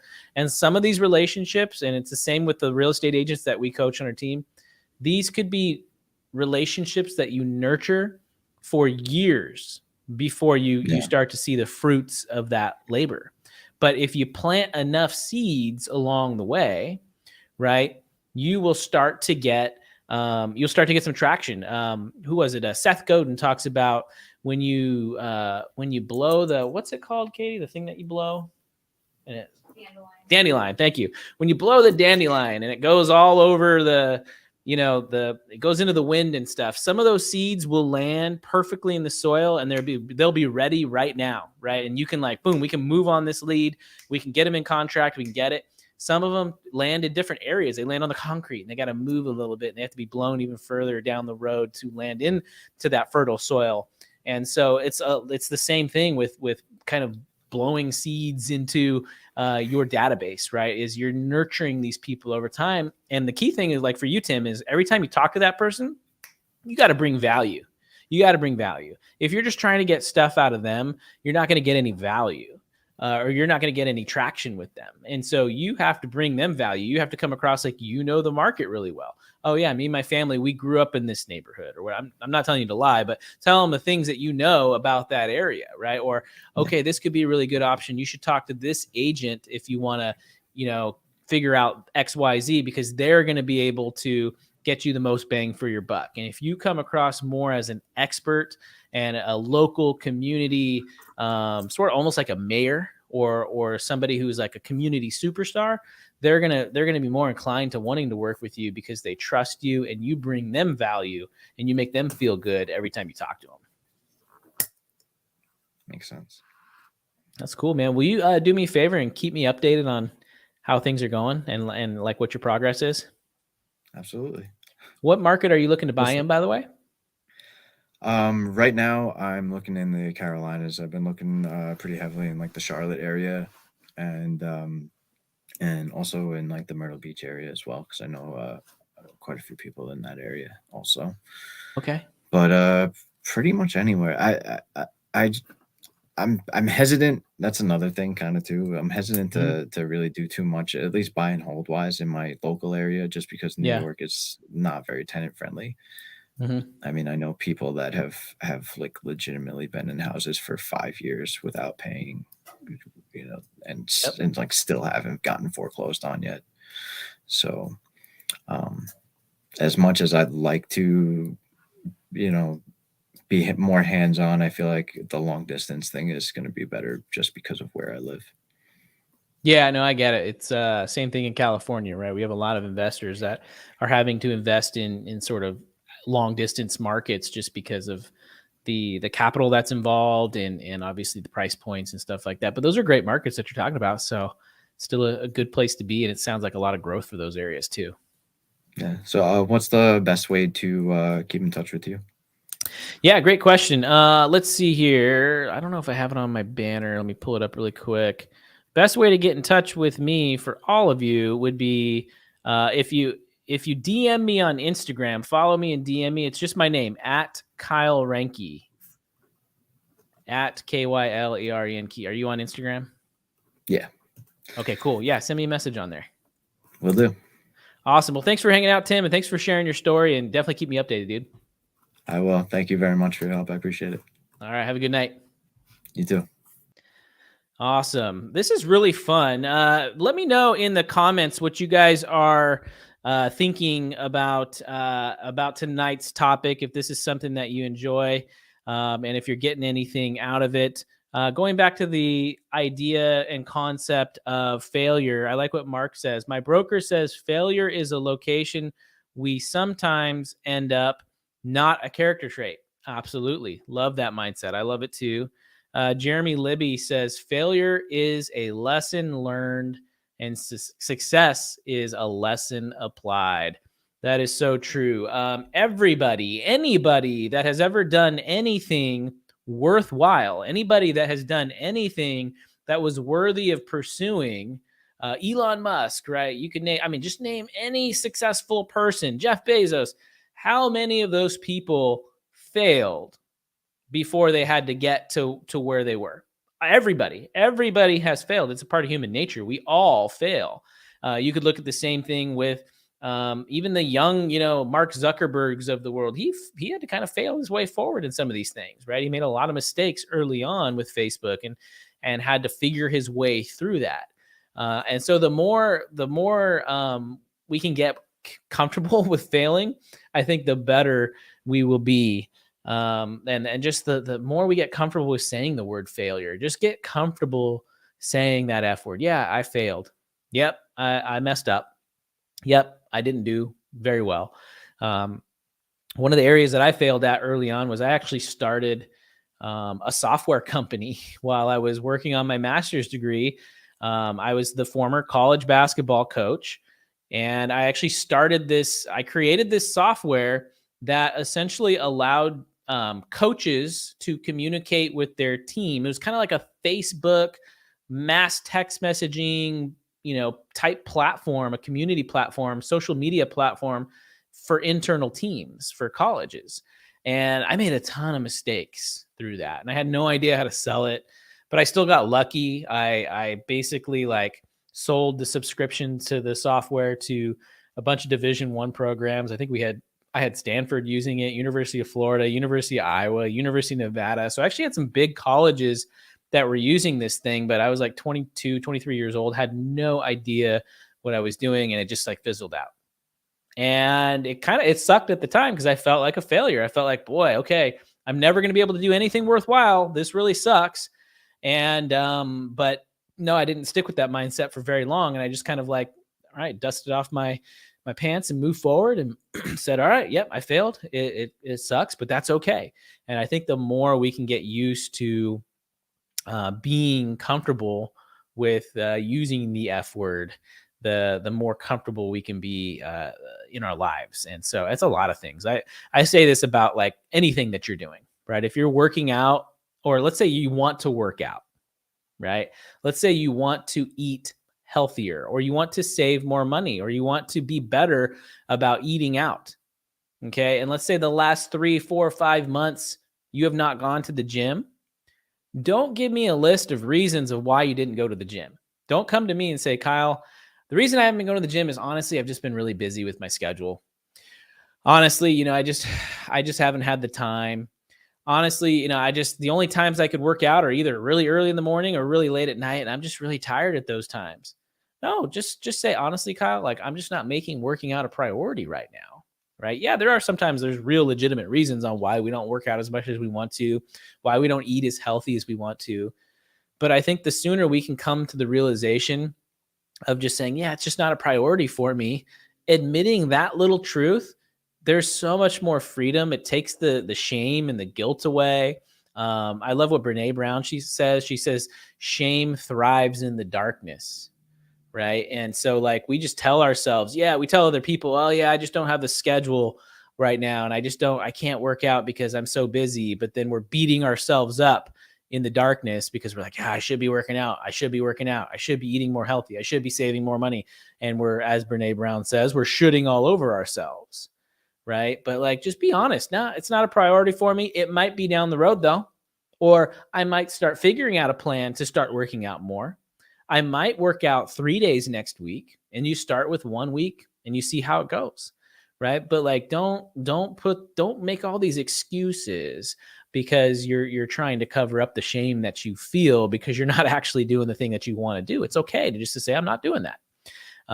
So those are a couple things that I had in mind. By the way, if you're just joining us, as a reminder, hit the like button, hit the subscribe button. And even if you're rewatching this, hit the like button, hit the subscribe button, because we would love to keep that algorithm happy, keep the YouTube overlords happy, and keep them excited. So today I've talked a little bit. I know we might be trying to get one more caller on here, but today I've been talking a little bit about the 3 P's that I found in my life: purpose, passion, and profit.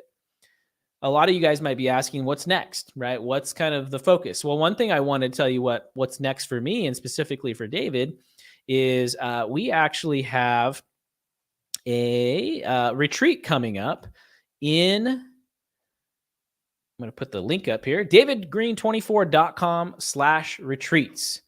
And this is coming up in about 7 weeks. It's in Scottsdale, Arizona. Great place to be in the middle of March.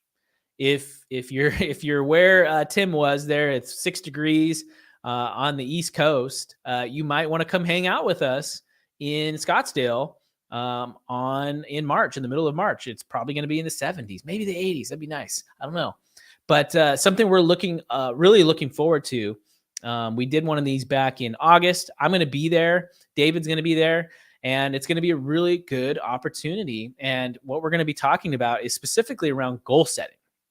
And I'll tell you one thing about these retreats is they are very, very intimate. And I know some of you guys here hanging out have actually been on the retreats. If you've been on the retreat, type it in the chat.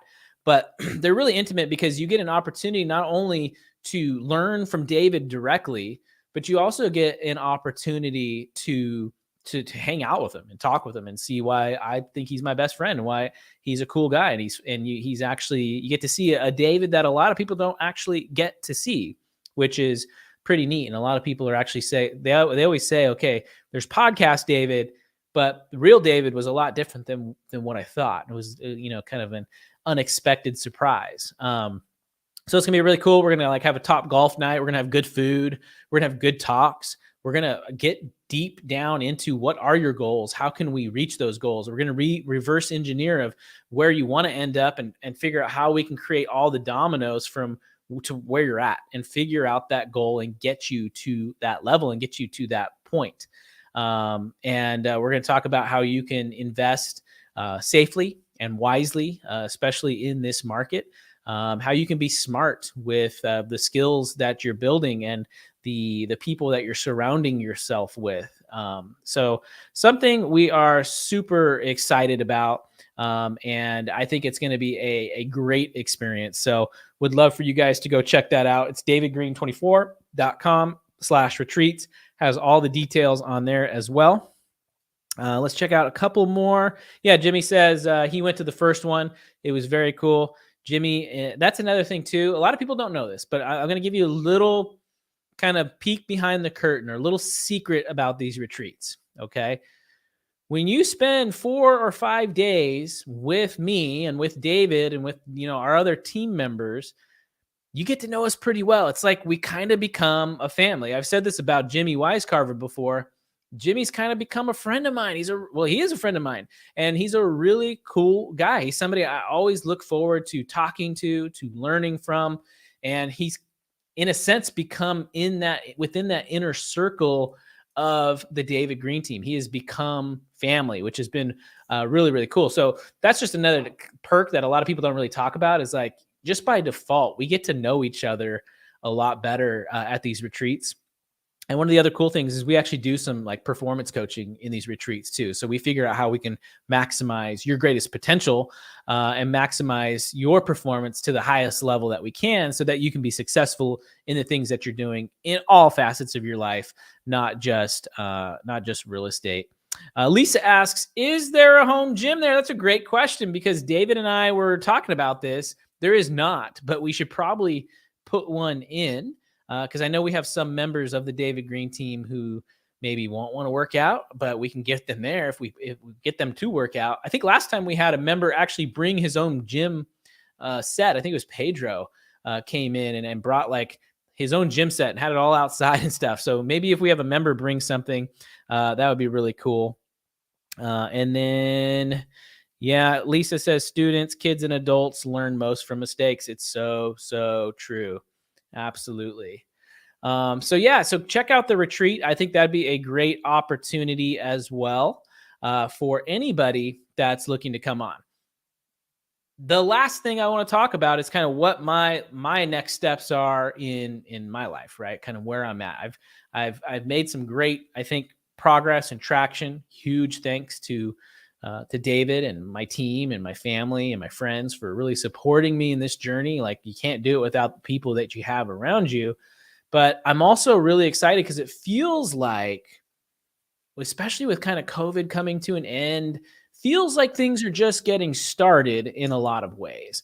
And so that's also something that I am extremely excited about, is kind of all these new opportunities that are coming across the way for not only the David Greene team, but for the people that we're working with, people like Tim, who we were just chatting with. I'm really excited to see people like him continue to grow, continue to put his life in a better position for his daughter. So really cool stuff. All right, let's end it out tonight with our last call of the evening. And we actually have Lissa. Looks like she was able to get her camera connected.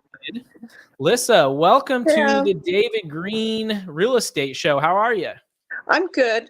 Sorry, I had a really hard time just to try to get on. I don't know why, but anyway, I'm here. Hey, you made it. So what's going on? Well, I'm a little older than all of you guys, so I actually was having a really hard time with my job about a year ago, and to a point where I used to love my job, but at this point in time, I was just really hating it, to a point where I wanted to quit, but I didn't know where I was going to go to. I knew I had enough savings.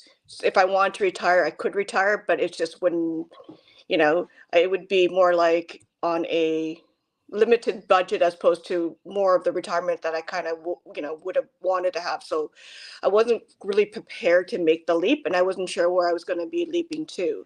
So I have a couple of properties, and I've done some investment in my past. So I knew I was somewhat safe financially, but I still couldn't make the leap because I didn't know where I was going to land.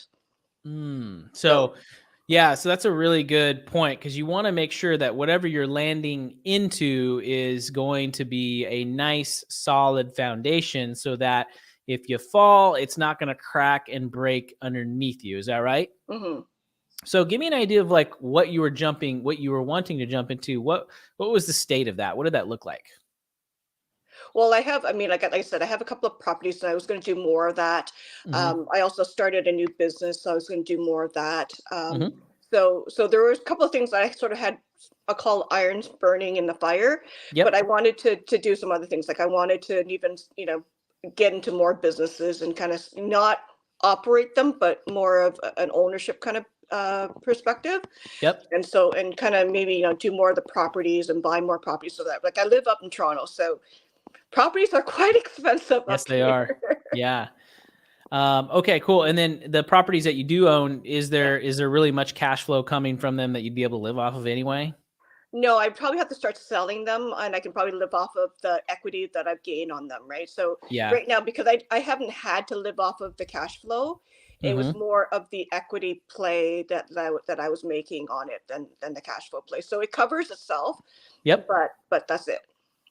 Yeah, and that's huge. And I think that's where the myth comes into play for a lot of people is they assume if they get 5, 10, 20, 50, 100 doors or whatever, that they're just going to be able to live off of that cash flow forever. And that's exactly what David and I have been harping on, especially at the beginning of this year, is like that is just like you found this is not the case, right? You have to have income continuing to come in from something, which is why David himself has created so many companies and different streams of revenue. And same here, why I've done the same thing, right? And so a big part of that is being able to find revenue streams that will support you so that you can live and live responsibly and safely and be able to provide for the people that you have in your life, but then B, you can also increase those revenues so that you can invest in more real estate, which brings the wealth, the long-term wealth. And the key word is long-term. This is not a get-rich-quick scheme. So for you, you mentioned like running a business. Is there some sort of business that you were running at that time, and how's that looking? Are you still doing it now? I just started it, so yes, Okay. so it's still going now. But like I still have my, as you guys call it, my W-2 job, right? So it pays more or less my day-to-day expenses and such, right? So, but yeah, so it's just in the background. So, Are you trying to like, do you love your W-2 job? I have my days. Like I said, last year I really hated it, but this year it's gotten a lot better because I got myself into a new position. Okay, so that's good. So you kind of had a little bit of a shift there. Yeah. So like, is your goal to get out of a W-2 as quick as you Yeah. can, or are you planning on working it until you can retire? I probably am looking for another few more years, and then I probably will get out of it. Okay, so your goal then would be to build up some sort of business, some sort of income stream that is consistent, that's recession proof, Yeah. that is industry proof in terms of like if the industry crashes or something, like you're not gonna, you're not gonna crash with it, and be able to get that income up high enough to where it'll be able to replace your W-2 income, get your expenses lower, right? If you've got expenses in your budget, stuff that you can cut, and get it to where you can really, like Dave Ramsey says, get that boat close enough to the dock to be able to make the jump. What are your thoughts on that? Well, I've done pretty good on that stage of trying to limit my expenses, right? So the good thing is I don't have to worry about anybody else but me, myself, and I. So That's good. That's good. but yeah, so I'm pretty good about that, and um, it's that's why I think I can retire because I have enough of a nest egg that I could do that if that was Nice. what I was going to do. So So what's your biggest challenge right now? just I guess finding the next step of my journey, right? So I've been doing this for like my current job for quite a few years now, right? And then it's more or less like if I was to retire, it's that steady income of the W-2 job that kind of kept me there and kind of made me not want to take that leap, right? So yeah. Okay. So what is your gut saying is like the most important next step? I guess that's the part where I need help. I'm not sure. So like I'll Are just you keep going. happy? Are you happy in your W-2 right now? I am. I am. Okay. All right. Since I've made this change, I am. And then what do you mind sharing like what you're doing for your side hustle, your side business that you're starting up? So we supply containers for pharmaceutical companies. So we're like basically a logistics distribution company. Okay. And are you enjoying that too? Yeah, but it takes for predominantly I've got operators who operate it for me, right? And so they take care of everything. So I try not to stick my nose in that too much. Okay. All right. That's fair. So here's my thing. Like if you're happy with what you're doing, and you're happy kind of at your point in life, I think that's a good thing. And you're happy sort of doing your W-2 job. What do you think is missing then? I guess I still have a passion to do more of the real estate stuff. That's just like I just absorb it like there's no tomorrow, right? And so Mm-hmm. it's getting into more of that, right? Like, so I started back when we had the financial crisis and it didn't hit Toronto that hard. Yep. And so that's when I kind of started in investing more into real estate and stuff like that. So I do a bunch of syndications. I do a bunch of rental properties as well. And so, but I want to get more and more into that because that's the stuff that I just seem to gravitate towards. Mm-hmm. So, Okay, here's what I'm going to do really quick, Lissa. I'm actually going to put you on a brief hold. I have a technical thing that I have to fix. okay. So I'm going to put on a little 30-second ticker and I'll be right back, okay? Okay. All right, 1 second.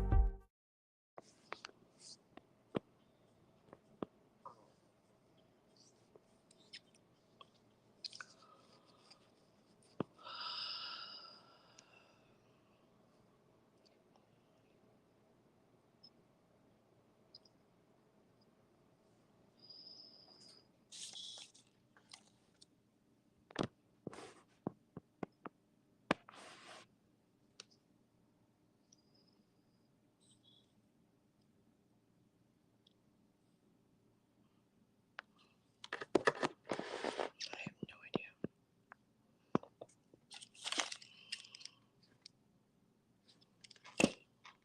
Nope.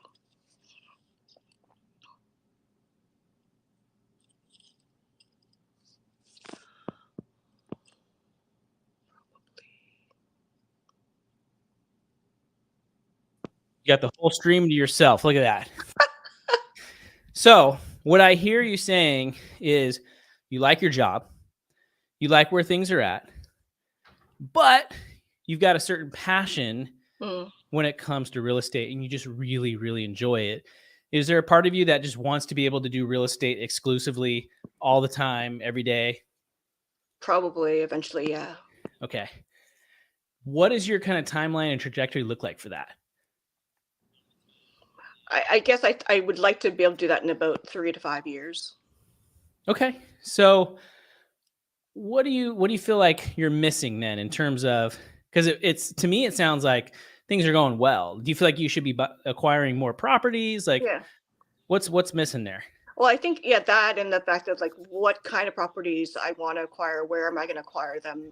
And it's just, I'm a little bit of all over the place, right? So like I have a property down in Florida. I have properties down, here in Toronto. I had an Airbnb. I had a long-term, so I did some midterm stuff, right? So I'm just all over the place. Okay. I love this. This is exciting for me. So out of all those things, it sounds like you got a little bit of shiny object syndrome, correct? Okay. Yeah. How did that make you feel in terms of taking those shots? Well, it's good in the fact that I feel like I have a lot of options, but I've got maybe too many options, and I don't know how to narrow them down as to what I'd like to do. What I think I'd like to do, but I don't know that how well I'll land, I guess, right? So, because I'd love to get into maybe some midterm rentals down in the US. So that's what I'm thinking my next step would be. Okay. So, and you said you've done a little bit of everything. You've done short term, you've done midterm, you've done long term. Yeah. Out of those options, which one have you hated the most, and which one have you kind of enjoyed the most?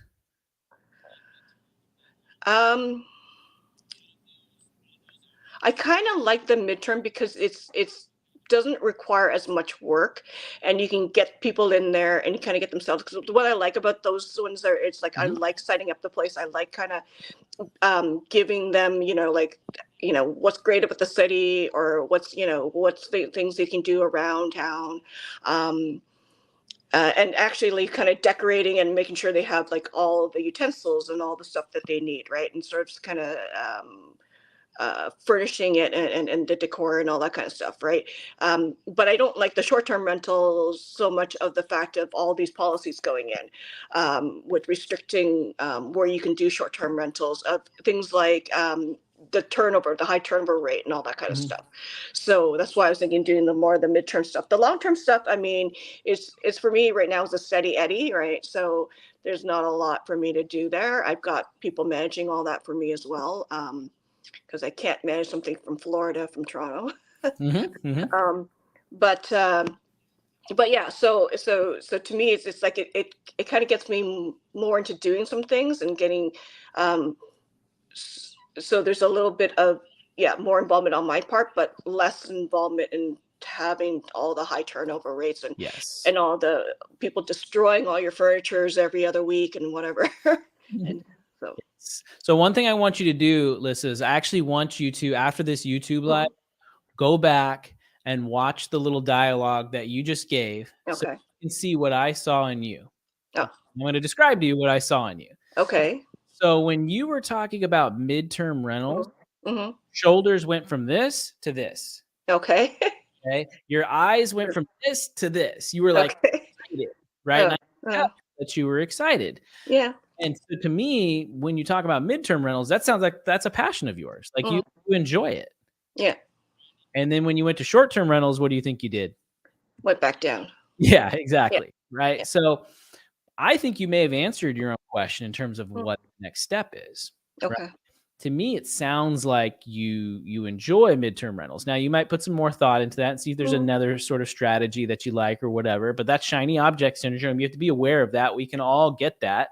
Yeah. And I hate to say it, but another book is going to come out, in a few weeks about a new strategy. And then after that, another book about another strategy and how this person did amazing and this person did amazing. Yeah. That's why we talked about what we talked about tonight. It comes down to passion, right? And is that in alignment with your purpose? If you're excited about midterm rentals and it fits within your long-term goals, then go after it, right? And it's something that excites you. Continue to look forward to doing that. So what's your response on that? I think it's just more like you're just kind of giving me permission to kind of go after it. Yeah. A really good book that I would suggest would be Seth Godin's book, Poke the Box. Okay. Because I think that's another thing we get sort of stuck in is this mindset of like, okay, well, if I start something, I'm going to really have to commit to it and then I can never get out of it. Right. And what Seth Godin talks about, he's like, no, just poke the box. And if you poke the box, it may respond a certain way. Right. And then you may not like the way it responds. So guess what you do the next time? You poke the box a different way. And then you poke the box a different way. Right. And then within that comes the skill and the passion and all the other stuff. But like, it's okay to like just kind of keep poking the box and keep trying until you actually find something that you're really, really excited about. And it's okay to be like, yeah, I did short-term rentals and I hated it and it sucked. Yeah, it made good money, sure. Or maybe it didn't make money, but you know what? I didn't like it, and that's okay. Yeah. No, what are your thoughts on that? Right. No, I think you're right in the fact that I just need to maybe poke a few more boxes to see where I land. So. Yeah, and you've shown that. The other thing too is I would say, don't discount yourself either. Like, do you kind of recognize yourself as a pretty decent like investor and business person? Yeah, in the fact, if I look at my results, but it's probably not a trait that I will give myself like on a day-to-day basis, right? So yeah. So if I look back and it's like, I've done pretty well, but if you ask me, how am I doing today or whatever financially, I probably would be like very humble about it, right? And so probably be more negative about it. Yeah, and what I would challenge you to do is seriously ask yourself the question is, by you downplaying your own success, is that helping you in your progress? I guess I never really asked myself that question. So. Yeah. And I'm not saying like go shout it on the rooftops about how amazing you are. And I can tell you're naturally like a humble person. And I think that that's that's an important aspect, but you also can't deny your own greatness and the things that you've done, because that's what's going to propel you to that next level. And so if you're kind of holding yourself back in that sense and just kind of, well, I can't do this because I was always taught to be a good, quiet person and be humble and meek and mild. It's going to prevent you from like being that lion that you are, to get out there and actually do all those big things that you want to do. Okay. No, I take that. I mean, yeah. Definitely taught to be humble and kind of, sit back and don't make any noises, right? And just whatever else. But but yeah, I get it.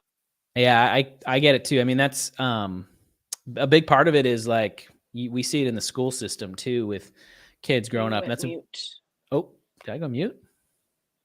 Can you hear me? Can anybody in the comments hear me?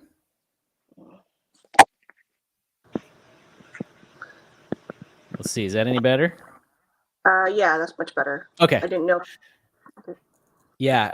I was saying that's a big thing that we see in the school system too, right? Is you go in, you sit in your chair, you don't talk, you listen, you don't be disruptive, you be the opposite of disruptive, right? And that's actually why our kids, we put our kids in a school where they're actually encouraged to fail. They're encouraged to make mistakes. They're encouraged to be bold and be courageous, right? And they actually don't get marks for those types of things. They actually don't get grades or anything like that, because it's all about going out and poking the box, right? That's a huge thing. So yeah, I mean, Lissa, you were doing some really, really cool things.